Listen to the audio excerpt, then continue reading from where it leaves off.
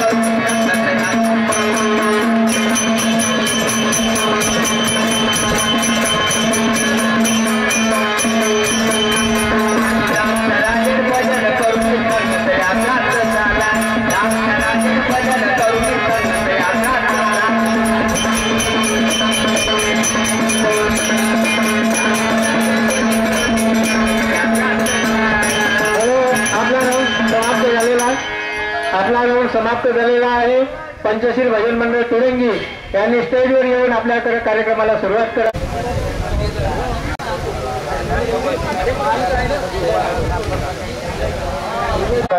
या ठिकाणी आदरणीय सुरेश डोंगरे यांच्या आयोजित कार्यक्रमाद्वारे या ठिकाणी नृत्य समारोह साजरा होत आहे आणि त्याच निमित्ताने या ठिकाणी गीत गायन स्पर्धा ठेवलेली आहे तेव्हा या ठिकाणी पंचशील भजन मंडळ आपला कार्यक्रम सादर करीत आहे।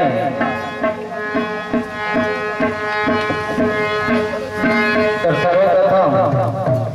डॉक्टर बाबासाहेब आंबेडकर आणि मानवतेचे पुरस्कर्ते तथागत भगवान गौतम बुद्ध या दोन महाविभूतींना त्रिवार वंदन करून आणि या जगामध्ये अन्यायाविरुद्ध लढा पुकारणाऱ्या सर्व महापुरुषांना आमच्या मंडळाद्वारे त्रिवार अभिवादन करून आम्ही आमच्या कार्यक्रमाला सुरुवात करीत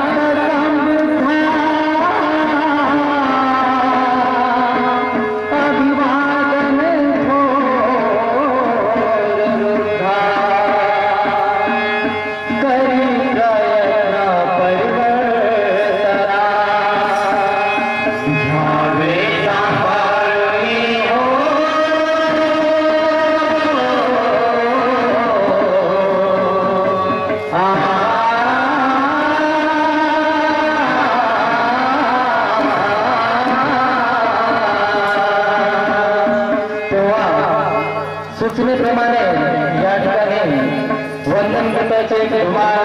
घेऊन लगेच आपल्या मूळ मुद्द्यावर येऊन गीताला सुरुवात करीत आहोत तेव्हा धुमाळ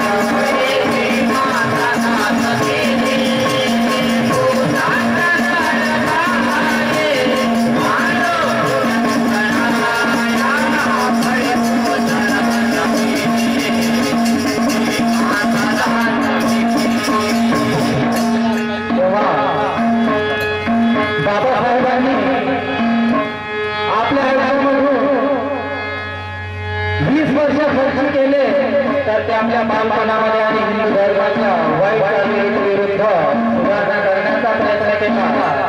परंतु दुर्दैवाने त्यांचे सुविचार त्या सवर्णी लोकांना पटली पडले नाही आणि सत्य शेवटी 1935 साली 13 ऑक्टोबर 1935 साली बाबासाहेबांनी गर्जना केली